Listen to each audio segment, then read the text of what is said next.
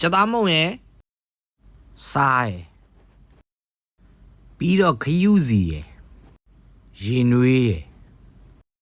တမသွားအောင်တေချာလေးမှွေပေးလိုက်ဒီနေထားလောက်ဆိုတော့ပြီတုံရဲ့အနှစ်ပါလက်ဖေးစွန်းတစ်စွန်းလောက်ထက်ရောပြီးတော့တမအောင်ထက်မှွေလိုက်ဒဲအိုးရဲ့စီလေးနည်းနည်းထက်စီပူလာရင်ကြက်သွန်ပြူစီသက်ကျက်သွန်ပြူနံလေးမွေးလိုက်ထုံးစံတိုင်းကျက်ရင်ပုံသား300 gram ထက်ကဲကြော်မယ်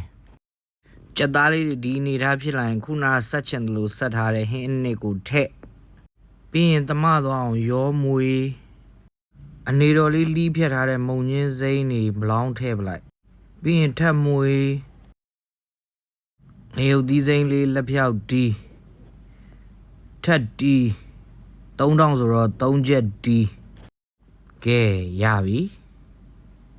မိကြီးတော့တော်တော်လေးချင်နေတာနဲ့ရေတောက်ချက်ဖို့ပဲစဉ်းစားလိုက်တယ်ရေနွေးထက်ထက်စပလင်မှာထုံးမိထက်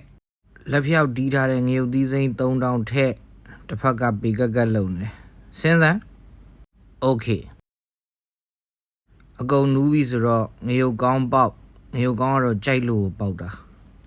နောက်ဆုံးတော့မီးလေးပိတ်ပြီးတမအောင်ရောမွေလိုက်ရပြီဘာဟင်းလို့ခေါ်ရမလဲတော့မသိဘူးအရသာကတော့ရှမ်းမုံညင်းစောလို့ထိုင်းတုံရန်ဟင်းလို့နဲ့ဘယ်လိုပြောရမလဲ very good ပေါ့ကဲလိုက်လို့စားပြီးရင်လည်းရေလုံလောက်အောင်တောက်ဖို့မမေ့နဲ့နော်